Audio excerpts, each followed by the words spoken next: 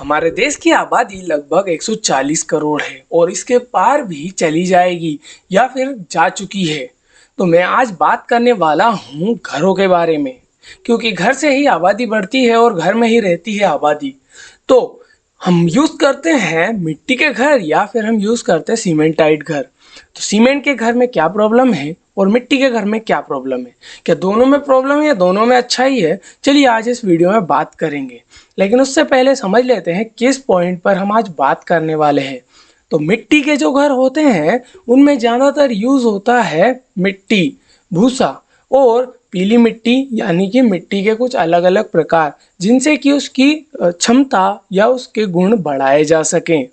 और इसके अलावा अगर मैं सीमेंटाइट घर की बात करूं तो मैं बात करूंगा सीमेंट की, रेत की, गिट्टी की, और उसके साथ साथ कुछ ऐसे यूज़ किए जाने वाले केमिकल्स जो कि उसकी प्रॉपर्टीज़ यानी गुणवत्ता को बढ़ाते हैं। लेकिन इन सभी के बावजूद कुछ ऐसी बातें भी हैं जो कि हमें याद रखनी चाहिए जब हम इन दोनों टॉपिक के ऊपर बात करेंगे। तो चलिए इस वीडियो को शुरू करते हैं। मिट्टी के घरों को बनाना बहुत ही आसान होता है क्योंकि सारी चीज़ें नेचर में अवेलेबल है, यानी कि मिट्टी और गायों को खिलाया जाने वाला भूसा, उसी के साथ साथ उसमें अगर हम यूज़ करना चाहें तो सूखी हुई घास और उसके अलावा गोबर। तो जब इन सारी चीज़ों को मिलाया जाता है तो किसान इनको या फिर जो मजदूर हम यूज़ करते हैं वो इसे पैरों की हेल्प से मिलाते हैं और एक बड़ा सा डो तैयार किया जाता है। इसे हम साइंटिफिकली कहते हैं क्ले, लेकिन इसे गांव की भाषा में कहा जाता है लेवा। और जब लेवा बनकर तैयार हो जाता है तो ईंटों के बीच में जैसे कि हम रेत और सीमेंट का मिक्सचर यूज़ करते हैं वैसे ही इसका यूज़ किया जाता है। लेकिन इसको यूज़ करने की कुछ कंडीशंस भी होती है, जैसे कि जब आप सीमेंट और रेत का दीवार बनाते हो तो वह बहुत पतली बनती है, यानी कि अगर ईंट की चौड़ाई जो कि 9 सेंटीमीटर अगर रखी जाती है, यानी कि 90 mm, तो वह बहुत पतली बनती है क्योंकि सीमेंट अपने आप में एक ऐसा केमिकल होता है, उसके अंदर जो यूज़ होता है केमिकल्स और पत्थर का पाउडर और केमिकल के यूज़ से वह एक सॉलिड मिक्सचर बन जाता है। लेकिन वहीं अगर मैं मिट्टी की बात करूं तो जब उसमें पानी लगेगा तो वह बिखरने लगेगी। वक्त के साथ साथ 5 साल में मिट्टी घिरने लगेगी और वहीं सीमेंट पक्की होती जाएगी। लेकिन सीमेंट की भी समय सीमा होती है, 20 साल, 30 साल, 40 साल, यहाँ तक कि 50 साल। अब मैं बात करता हूँ दीवार की चौड़ाई के बारे में। तो इसमें मैक्सिमम चौड़ाई होती है, यानी कि मिट्टी में इसमें मैक्सिमम चौड़ाई होती है आपकी 50-60 सेंटीमीटर, जो कि बहुत ज़्यादा होती है क्योंकि एक ईंट, दो ईंट, तीन ईंट की मिलाकर एक दीवार बनाई जाती है। क्योंकि इनके बीच में बीम नहीं होता, यह सिर्फ लेवा की दीवार ही काम करती है। लेकिन अगर वहीं मैं बात करूं सीमेंट की, तो सीमेंट की सिर्फ 10 सेंटीमीटर हो गया, मैक्सिमम 20 सेंटीमीटर। और अगर कहीं पर भी अगर ज़्यादा दिया जाए, यानी कि ज़्यादा ईंटों का यूज़ किया जाए, तो मैक्सिमम 3 ईंट यानी कि 30 सेंटीमीटर की दीवार बनाई जाती है, जो कि साउंड प्रूफ भी कहलाती है। और यही साउंड प्रूफ भी होती है मिट्टी की दीवारें भी। अब मैं बात करता हूँ ठंडाई के बारे में। तो कौन सी दीवार ज़्यादा ठंडाई की होती है?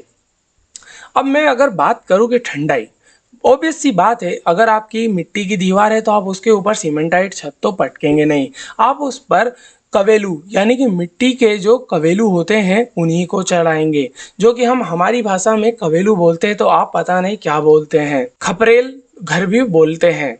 तो अगर मैं खपरेल घर की बात करूं तो खपरेल घर यानी कि पहले लकड़ी का स्ट्रक्चर तैयार किया जाता है, उसके ऊपर फिट किया जाता है रीबों को।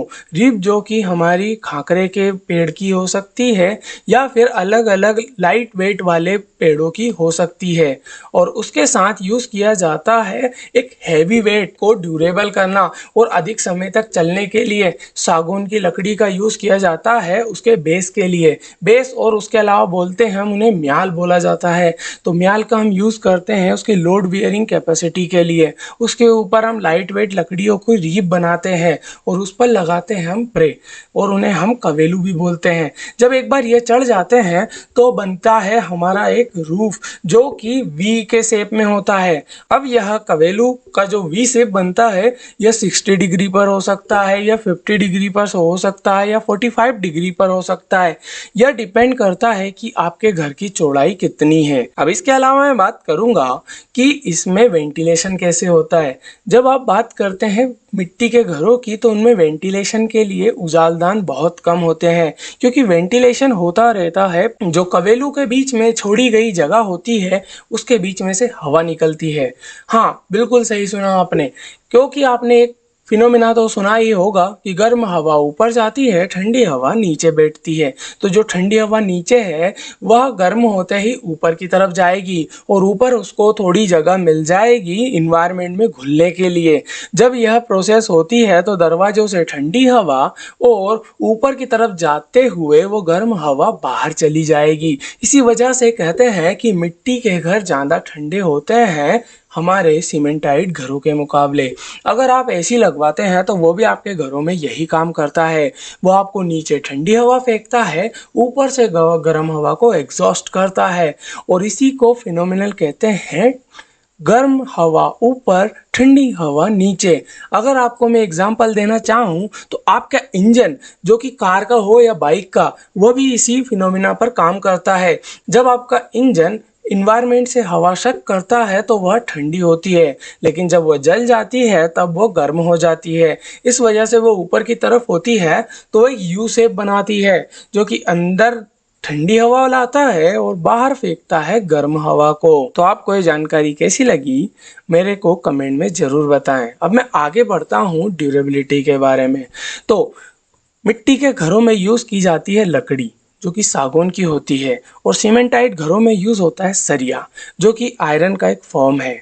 सरिया अलग अलग तरीके के आयरन से हो सकता है, लाइक उसमें कार्बन के परसेंटेज कितने हैं और कितने नहीं हैं। अगर आपका कार्बन का परसेंटेज ज़्यादा है तो वो रस्टिंग भी दे सकता है, और अगर कम है तो वो आपकी ड्यूरेबिलिटी को कम कर सकता है। यही गुणवत्ता कम ज़्यादा करने के लिए कार्बन के परसेंटेज को रखा जाता है। जब सीमेंटाइट घरों में कहीं पर एक जोड़ दिया जाता है, जोड़ यानी कि कुछ हिस्सा जो कि पानी अगर उसमें रिसाव हो रहा है, और दोनों छतों के बीच जो आपका छत होता है अगर पहला कुछ दिन पहले गिरा था और उसके बाद कुछ दिन बाद दूसरे छत को बनाया जाता है तो उन दोनों के बीच एक जॉइंट पड़ जाता है। अगर उस जॉइंट में पानी लग रहा है तो वहाँ से आपका सरिया जंग खा सकता है, और जब यह जंग खाता है का गिरने के चांसेस यानी कि आपके घर के। अब मैं बात करता हूँ कि क्या मिट्टी के घर उतने ड्यूरेबल नहीं होते। यह बिल्कुल गलत आंसर है। मिट्टी के घर बहुत ड्यूरेबल होते हैं बिकॉज ऑफ उनके साइज के कारण। जब भी मिट्टी के घर बनाए जाते हैं तो उनका साइज बहुत वाइड लिया जाता है, यानी कि अंदर की तरफ जगह कम होती है लेकिन बाहर से देखने पर घर बहुत बड़े लगते हैं। इसकी वजह यह है कि उनकी दीवारें बहुत मोटी होती हैं, और यही दीवारें उनका लोड बियरिंग कैपेसिटी का काम करती है। लोड लगता है लकड़ियों का जो कि खुद एक अपने आप में लाइट वेट मटीरियल है यूज करने के लिए, और लकड़ियों में हीट ट्रांसफर नहीं होता, जबकि हमारे सीमेंटाइट जो छत होते हैं उनमें हीट ट्रांसफर होता है बिकॉज ऑफ उनमें यूज़ किया जाता है सरिया, उनमें मेटल की रोड्स यूज़ की जाती है। इस वजह से वहाँ पर हीट ट्रैप होती है। बल्कि मिट्टी के घरों में छेद होते हैं ऊपर की तरफ जो कि पखरेल छतों के कारण होते हैं। इस वजह से वहाँ पर हवा टिकती नहीं। इसी वजह से वहाँ पर ना तो ज़्यादा ठंड लगता है और ना ही ज़्यादा गर्मी होती है। तो आपको ये वीडियो कैसी लगी? हमारे इस वीडियो को करें लाइक, चैनल को करें सब्सक्राइब।